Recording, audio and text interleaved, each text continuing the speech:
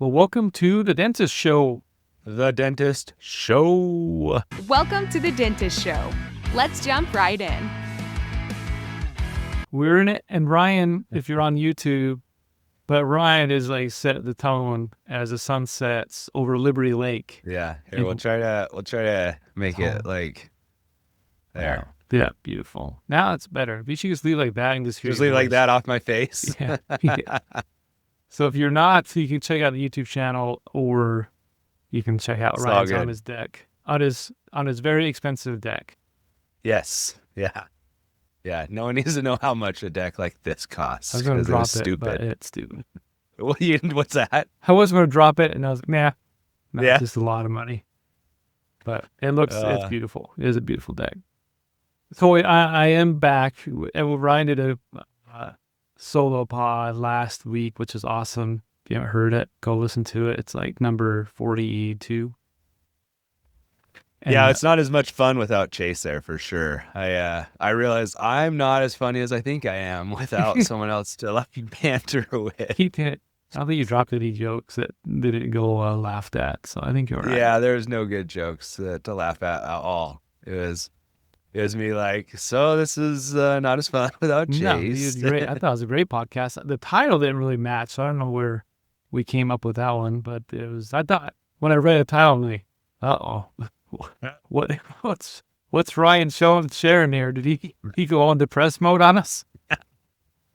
No, if It you wasn't at didn't all. listen to last week, it was about the difference between wishing for something and believing it's possible, Yes, and perfect.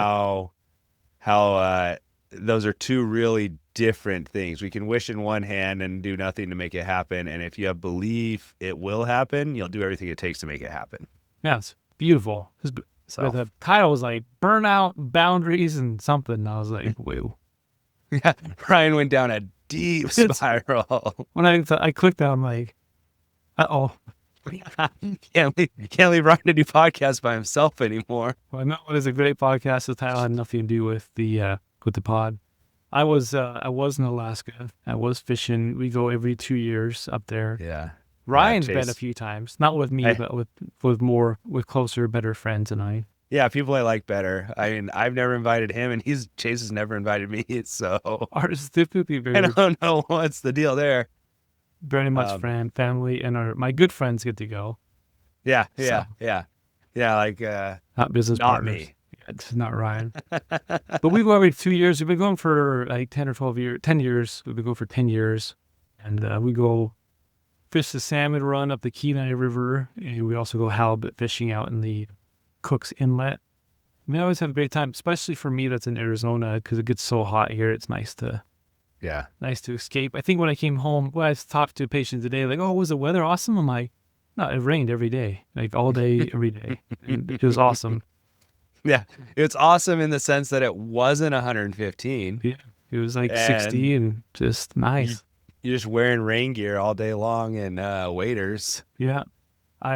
Terrence, my trainer, reached out and said, how's your workouts coming? I'm like, there's no workouts, but I took the picture of the stairs because we get a house on the river, but the stairs are probably at least 30 stairs, least 30 stairs going down to the river.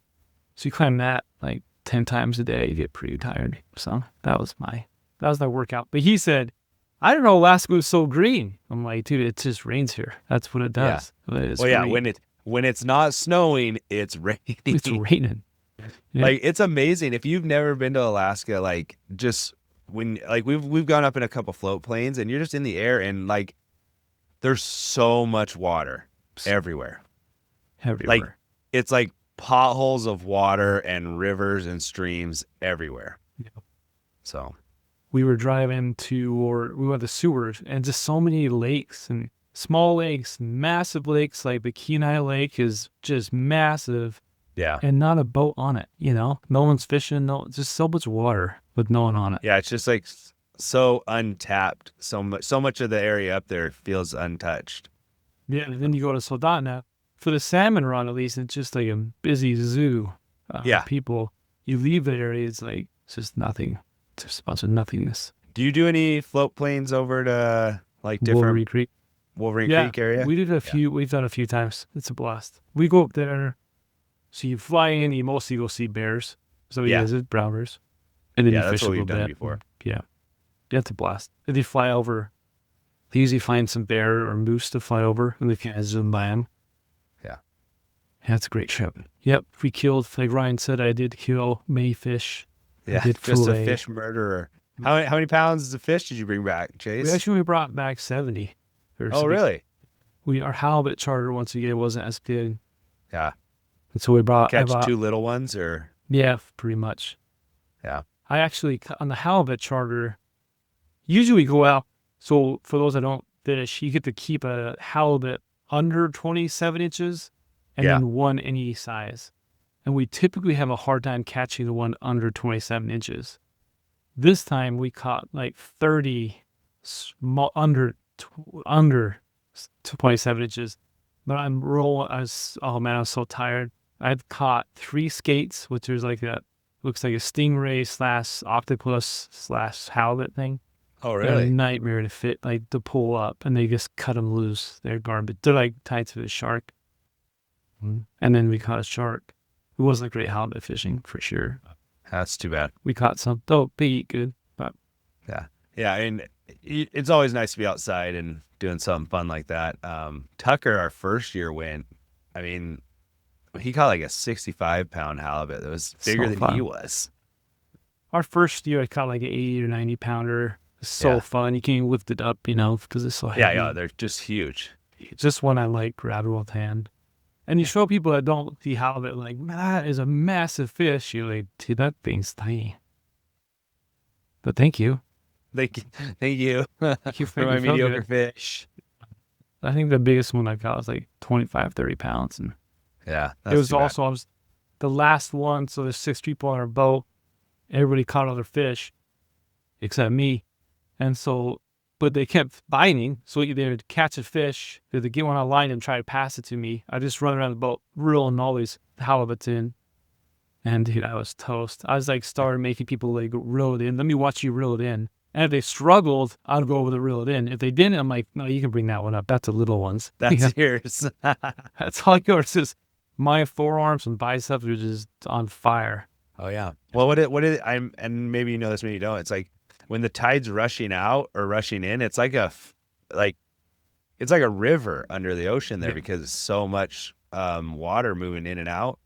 And Yeah. so you have a 5-pound weight just to drop enough weight to get it through that river to the base. Yeah, it's 200 feet down. At least we were Yeah. fishing about 200 feet. So it's a long ways away to reel up anything.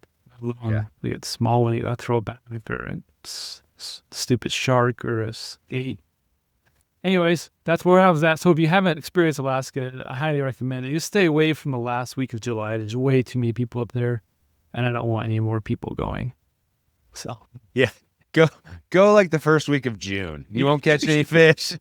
And no one will be there. yeah, you might catch a couple, but nothing like we do. Actually, isn't it? I think kings or silvers, aren't they the like mid-August? Peaks. Well, Pink. I think peaks. Yeah, or silvers. Okay. Yeah. Not kings. I know there's Kings there's are another May. run that happens, but it's not as big of a run as the sockeye or reds. reds. And they're not as good. I mean, the sockeye are the best salmon for sure. So. Yeah. Well, that's where Well, that's where I was last week. Yeah. Well, now that we've bragged about your small fish and everything, what do you want to talk about today? Well, you brought up the a weird word. Oh, Weird. Let's open it with a weird. Let's call it a label of Yeah. something I always think about until I, somewhat tell my team and lead the same ways. But you said it's the unproven possibilities.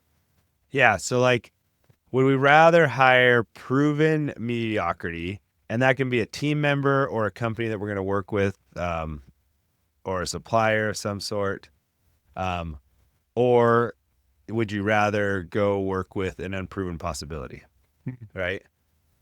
And so, I for one love possibilities. I don't love mediocrity very much at all. And we tend to, but you know what mediocrity gives us is like comfort, right? Yeah, it is. It's like comfort food for life. Yeah. You know they're going to show up. I think Predictable. I've had this, I think I've shared this before. Somebody asked me a few years back, like, how did I become successful, or what were some keys? And at that point, I was like, you want a solid B player, like B dentist is actually what I said, because they're not going to be brave enough to leave, Yeah. and they do good enough work. You're not going to redo it for them. But they're not go-getters. Because they're go-getters, they'll go somewhere else and be a go-getter. They'll go open their own practice, or so you'll lose your go-getters. And that's so wrong, you know. It's It is and it easy. isn't. I mean, it is and it isn't, right? It works. It worked for us. Yeah. I think like that specific scenario, it is comforting to hire a B player in the dentist role for the reasons you just said.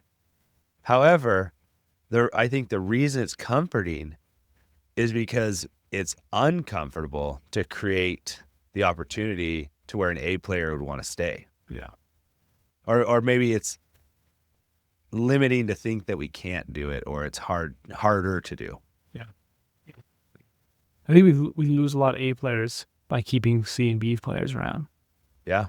But the problem is, and that's what I've said for forever, is everybody wants somebody, right? For example, right now, when you hire like a front office team member, the dentists and team, the only thing they care about is, do they have dental experience?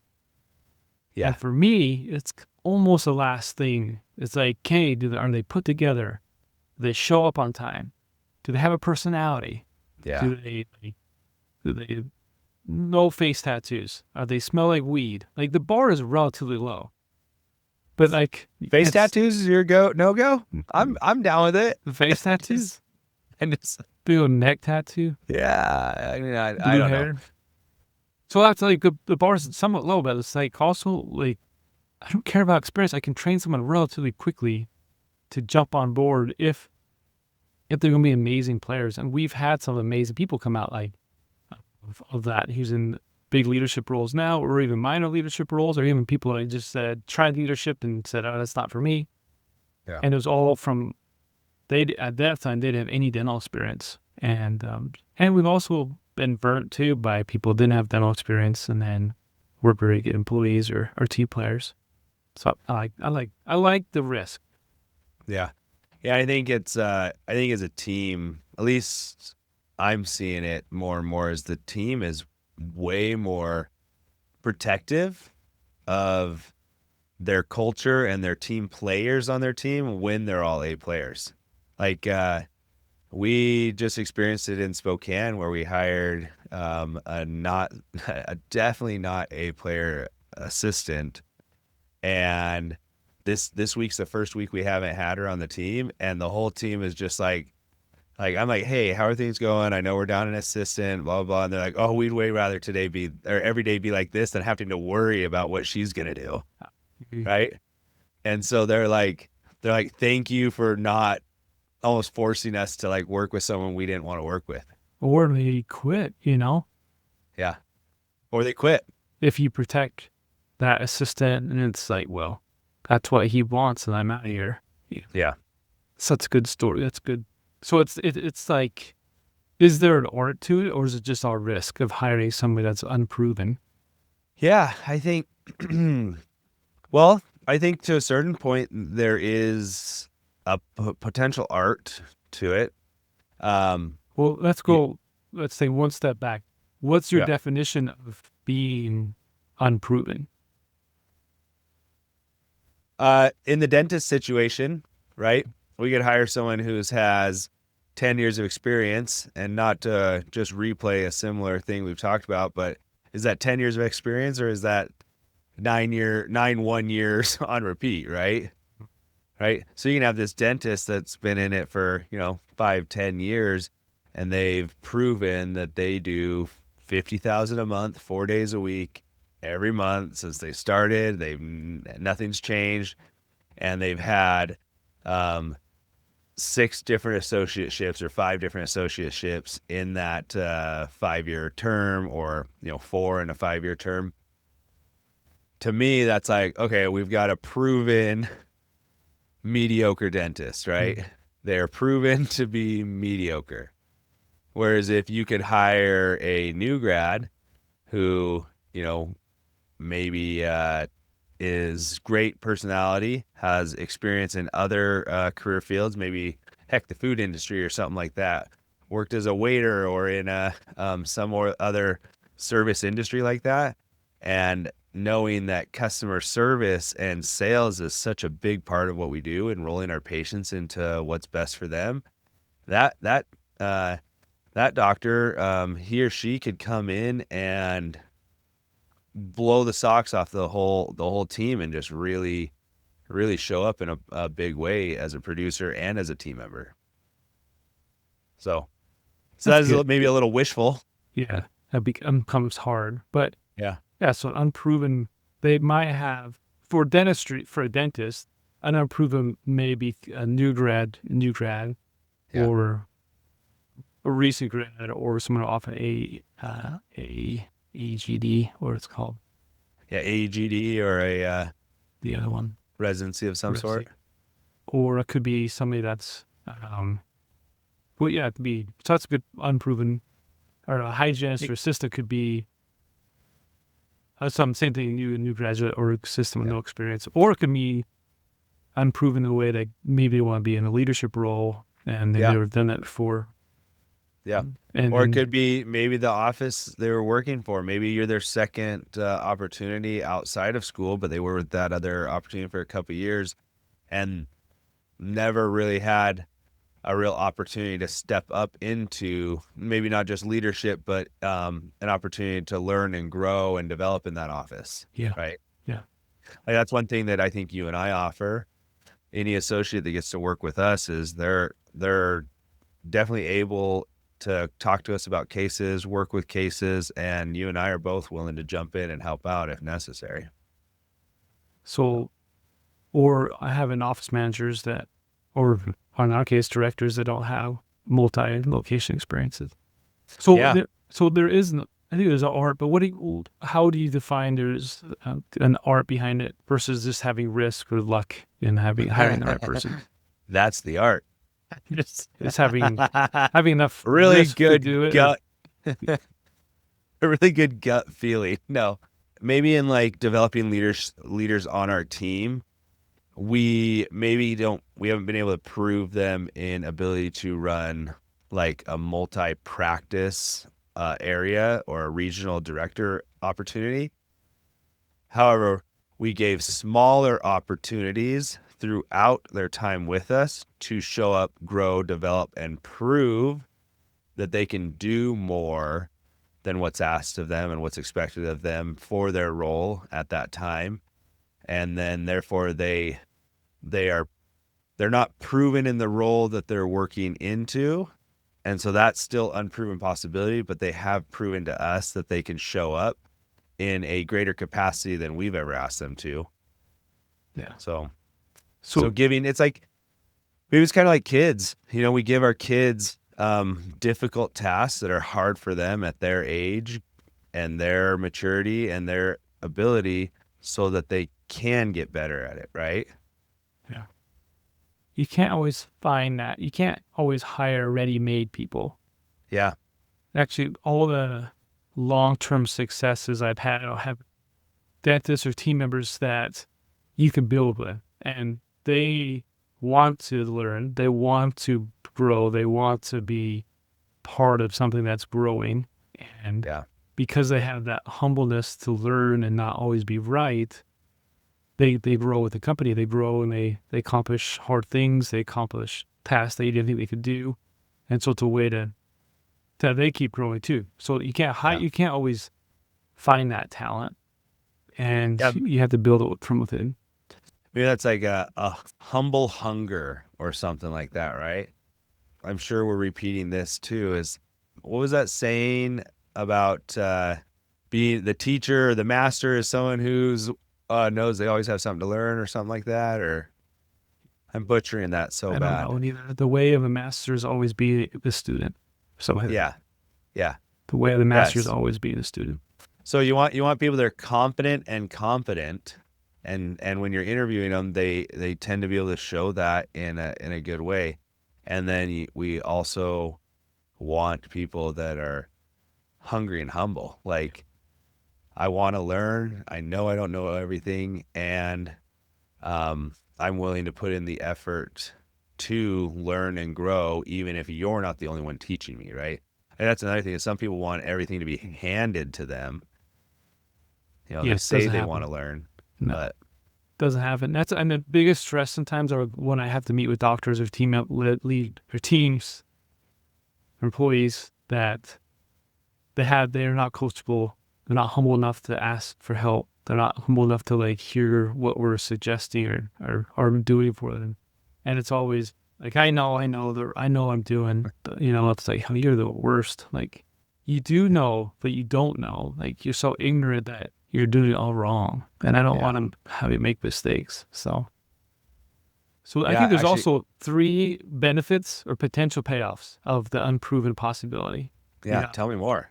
Loyalty, adaptability, and a cultural fit. And the biggest thing I always found so say you hire a front office team member with 20 or 30 years of experience. How hard is it to have them break some habits, Oh right? yeah. That you don't want in our office. But they have to go learn to break a habit they've been doing for 20 years. It's extremely difficult. Oh yeah. That's a great point is the experience that you might get with that experience, it might be bad experience, like, Yeah, or experience that you don't want brought to your team, right? right. You don't want that.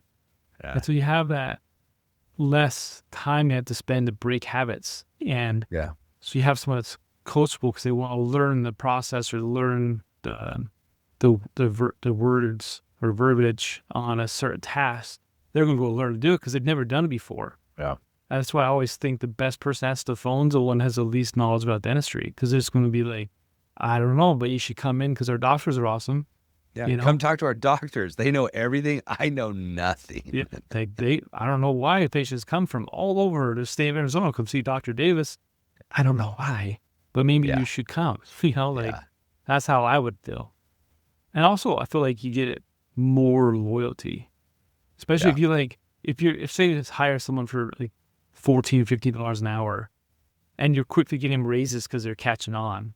How much more loyal are they to you because you've helped them grow? You reinvested in their education, and you keep giving raises to try to keep up with the market rates. There's usually Yeah. more of a loyalty there versus if you hire someone that has experience of like, well, I can go get a job and I'm out of here. Yeah. I think it shows that I'm willing to invest in you, and then therefore then willing to reinvest in the team and the office, and that loyalty comes with that. Yeah. And then my favorite part is you're not hiring based on how many years they've been doing something. You're hiring because they fit in the culture. So then Yeah.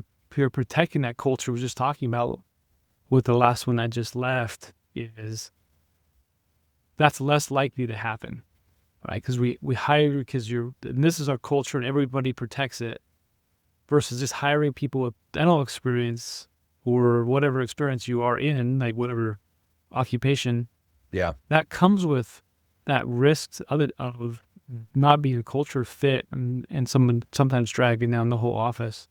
And they're not even doing it on purpose. They just are a negative person or a negative outlook. So that's a big potential when hiring someone with an unproven possibility. Yeah. We got pretty good about hiring initially off of like, are you a culture fit? And we have our mission statement and our values, and it's interesting, we had a little bit of change in leadership, and so the office manager obviously doing the interviews is not the same one that it was. And I think this is a little bit of her learning. And it's super awesome because she was so quick within 2 weeks, be like, hey, this person's not a good fit for our team. I made a mistake. The assistants aren't happy with who we hired, and let's cut our losses fast rather than keep trying to fix someone who's never going to fit. Yeah, I agree. I'm glad you did that. That's awesome. Yeah. That's Yeah, really cool. It's really cool that like the whole team is like, we're protecting our team Yeah. and this person is on the outside. Yeah, let's move quickly. Because we used to be like, yeah, they're not great, but we need someone to suck spit. So Yeah. deal with it, guys. Now we're Yeah. more of like, we'll take a slow day and have a better culture. Yeah. And not do less same-day treatment because we have a better culture. Because we know the payoff will be greater down the line. Right. So what are we kind of discussed a little bit, but what would be a red flag versus like a growing pain? Yeah. I mean, like if you say you already hired somebody, Yeah. what's a red flag that they're not a good person for the right seat, and what's a growing pain like? It's the right person, the right seat. They're just struggling, catching on, and there's going to be pain as we grow. Well, yeah, I think one of the number one things that you already mentioned in my mind is, I know, I got it. Mhm. Like, unwillingness to accept that, like, hey, you may have been an assistant and or a hygienist or a doctor or a front office, a billing coordinator or, a patient coordinator somewhere else. And we do it a little different here. So you don't know. Right. Yeah. So let's work together. Yeah. Right. Let's learn together. And so I think someone who's just there, the I know, I got it, not willing to accept help is someone that's pretty red flag to me. Yeah. And they're very defensive, or they deflect. Like, well, that was the dental assistants. They did this, they did that. I'm like, Yeah. okay, but you're the dentist. Where were you at? Lack of ownership, right? Yeah. Because I've had some dentists that their dental assistants completely messed up. Like, we had one dental assistant that glued on a permanent bridge with permanent cement without the doctor ever seeing it. Oh, and the doctor stepped nice. up and like, dude, yeah, what was he thinking? And obviously that was my fault. Like, I wasn't very clear with them to go try the bridge on, or he just glued it on with temporary cement on and everything. So wait, was it a permanent crown with permanent cement? The doctor never saw it? Worst case, bridge. Permanent. How'd it look on the x-ray? He said it didn't look too bad. So they did the right thing, told the patient, gave the patient the option. He said, we'll guarantee it for 10 years or more, or whatever we need to do. And the patient's like, okay, that's fine. But so that doctor stepped up and said, hey, that's on me, even though I can't believe the system, who would ever do that? But the doctor said, that's me, that's my bad. And I've had other doctors that they blame the patient, that the assistant for everything. They don't know how to make a temp as good as I want it to be. Did you ever teach them that you want a different way? Did you ever tell them? Well, why are they handing me the light? Why do they cure the composite? I don't know. Did you ask them? Have you told them you want them to cure the composite? Like, I don't know. Every doctor should be a little different. Yeah. And so I think that's like my book, the red flags would be that defensiveness would deflect the issue to somebody else's problem. Yeah. Whereas growing pains would be like, yeah, I messed up. How do you guys tackle this? Or how do you do that? Or have you tried this, or try to problem solve before that issue becomes too big? Yeah. And even hey, this is how we did it at our office. Is there something I need to know more from you guys? And that's maybe black belt is someone who has the awareness to be like, I learned it this way, and how do you want it done? Or, how do you see it working best? And then having that dialogue of it. And then maybe on the lowest form, it's like, hey, I messed up. Can you help me do this better next time? Yes. It's my definition of courage, right? Courage is not knowing and being okay with it, and then trying to grow from that. And I think that's when you have someone that's eager to learn, and that's more of a growing pain. They messed up, but they're going to own it and then try to figure out a solution. Whereas red flags, they might have messed up and now trying to defend their behavior or actions or dentistry or whatever they do. Yeah. So before we wrap up, go ahead. Yeah, go ahead. Sweep up. I was going to say sweep, kind of sweeping it under the rug, either trying to hide it or blame it on someone else or I agree. So that's a red flag versus growing pain. Yeah. And then give me, you don't have to give names, but give me 2 examples of somebody that you put a gamble on that worked out and didn't work out. And maybe what the difference was. Yeah. That's a great question because I have so many for I both will sides. start with, Well, I already know, oh, go I ahead. already know my win. Oh, I give you the loss. Oh, is it a doctor we recently had About a little while about a back. year ago? Yes, yeah. Yeah. Okay. Actually, He was a really win nice. too. And then it went. It was a win that became a loss. Yeah, and I don't know entirely what happened We there. still don't know. Yeah. Yeah. So hired a new grad doc. Really nice guy. We hit it off pretty well. Came out of the gate running. He was producing 60,000-70,000 a month right out the gate, like, He and was doing pushing high himself. What's that? He was pushing himself to grow Yeah, and pushing learn. himself and then asking how to learn and grow and develop and asking how to do different procedures and things like that. And that went on for about 1.5 years, 2 years. Then I don't know. Either I upset him or something, which I can't figure that out. Did he make fun? I was going to say something else. I think they're not.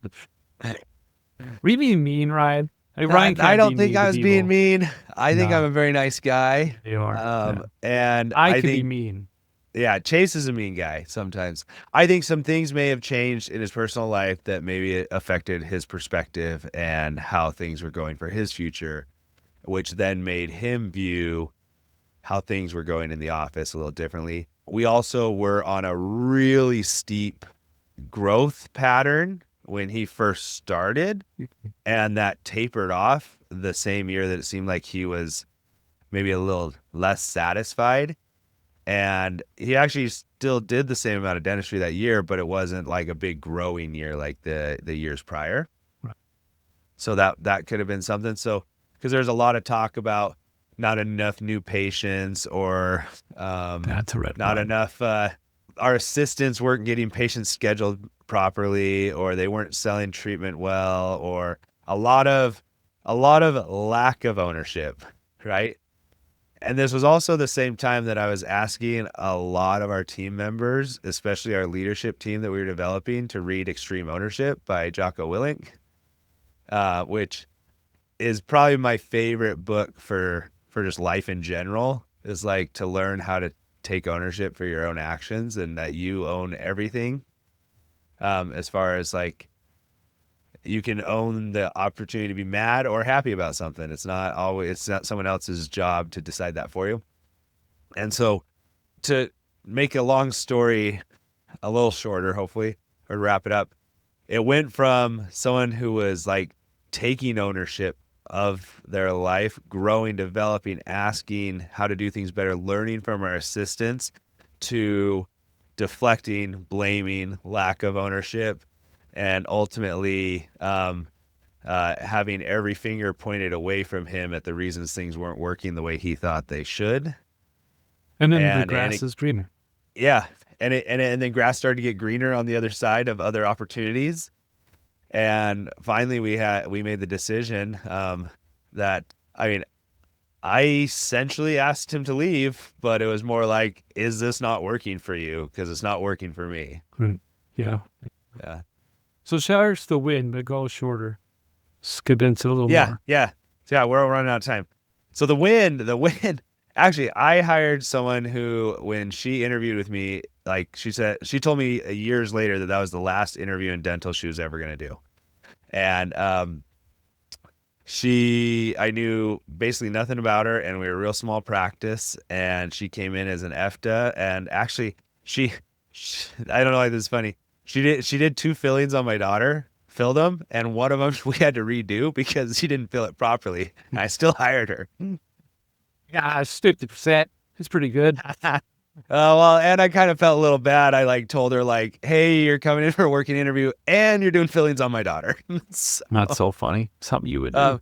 but anyway, so kind of and I don't think there's a defender, and I'd be happy to talk it out with her if she is offended. But she's kind of a broken person in a lot of ways, and didn't see her her value and her strengths the way I did, but she had ownership, like took ownership for all of her stuff and was wanting to learn to do better, grow better. And she shared with me early on that she knew that working in the chair wasn't something that she could do forever, and she was hoping for other leadership opportunities. And every moment since she's been working for me, she's been stepping up and reaching for that next opportunity.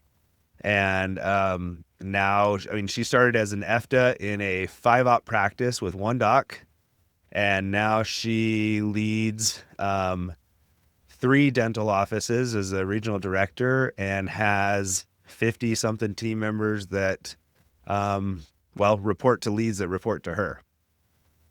And she continues to show up in amazing ways. Yeah. She still continues showing up, continue to make mistakes, but then corrects them, and always learning from all of us and ask how she can improve, and learning on her own too, how to be a better leader. Actually, I think that's the newest cool thing about her over the last 2 years, probably. She's really taken the initiative to learn for herself and then teach what she's learned to others. Yeah. And really taking an opportunity to grow and develop herself. And she's really understood that no one's going to do it for her. And so it's her opportunity to do that. And then she can do it for others. Yeah, that's awesome. So unproven doesn't mean incapable. It means opportunity with uncertainty. Your job is to create the environment where potential becomes performance. You like that, ChatGPT? I like that. Read that one more time to me. Unproven doesn't mean incapable. It means opportunity with uncertainty. Your job is to create the environment where potential becomes performance. I love that. And that falls right in line with our kind of theory that performance brings freedom, right? And I don't think it's a theory. I think it's fact. So freedom's just on the other side of performance, and performance is something that we value in a big way. And we love seeing our team start to value it and take ownership over their own performance. So if you have an experience, person that had no experience and so much unproven potential and it worked out, just hit us up on a DM. We'd love to share your story, and also the failures of you actually hired someone with potential, or the mediocrity, or something you gambled on and failed miserably. We'd love to hear. Actually, both. that would be a fun episode if we could gather enough bloopers, if you will, of failed hirings, or interviews, like that one doctor you interviewed that had a seizure or whatever. Poor guy. Poor guy. You can't make that up, and it's so sad. And here we are laughing about it. Good memory. Would he laugh about it? I don't know. Yeah, one day I'll have to ask him. But yeah, if you have those experiences, we'd love to share them. Or if you want to be on the podcast, just DM me and we'll bring you on to share your funny or awkward stories about this or anything else. And we'll keep this movement going. So anyways. Awesome. If you made it this far, go like the episode for us. Share it with somebody that might be stuck in the rut of hiring the same person same type of people because they have experience, and maybe they reach out and gamble, and somebody that doesn't, give us a follow. Yeah. Yeah, go check us out on Instagram too. The Dentist Show. The Dentist Show. Hey, thanks for listening, everybody. This is a good time to chat with you, and we'll talk next time. Thanks for listening to The Dentist Show. We hope that this episode helped you make smiles about more than teeth. To get more resources to grow as a dentist and to learn more about Chase and Ryan, go to thedentistshow.com or just follow the link in the show notes. If you enjoyed this episode, share with another dentist in your life and help us grow the movement. And be sure to rate and review wherever you're listening.